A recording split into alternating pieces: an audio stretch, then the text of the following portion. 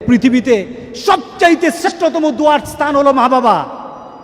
ওই মা বাবা যদি হাত পাতে আরশ পর্যন্ত পৌঁছে যায়, ওই মা বাবা যদি বদদুয়া করে, পৃথিবীর সব তীর সব টার্গেট মিস হতে পারে, কিন্তু মা বাবার বদদুয়া কখনো মিস হয় না, কখনো মিস হয় না।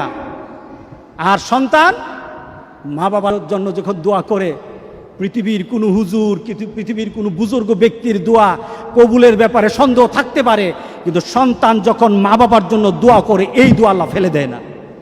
সুবহানাল্লাহ।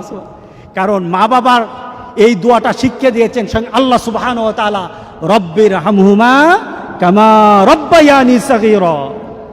আপনি কবরে থাকবেন, আপনি প্রত্যেক নামাজে আপনার সন্তান দোয়া করবে আপনার জন্য, রব্বির হামহুমা কামা রব্বায়ানি সাগীরা। পড়েন, মা বাবার জন্য দোয়া করেন প্রতি নামাজে বলেন মা বাবার জন্য, রব্বির হামহুমা কামা রব্বায়ানি সাগীরা।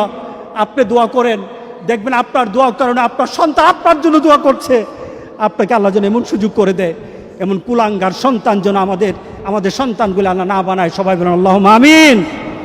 আপনার দালান, আপনার বাড়ি, আপনার সম্পদ, আপনার ব্যবসা, আপনার পৃথিবীর প্রতিপত্তি যত কিছু আছে, সব আপনি দুনিয়াতে ফেলেই চলে যেতে হবে, কিন্তু সন্তান কিন্তু আপনাকে ছেড়ে দিবে না।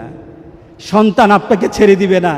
ভালো সন্তান রেখে যাবেন, কবরে শুয়ে শুয়ে আপনার সন্তানের দোয়া পাবেন।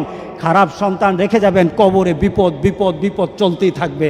আল্লাহ আমাদের সবাইকে হেফাজত করুক। আমিন বলি, আমিন বলি।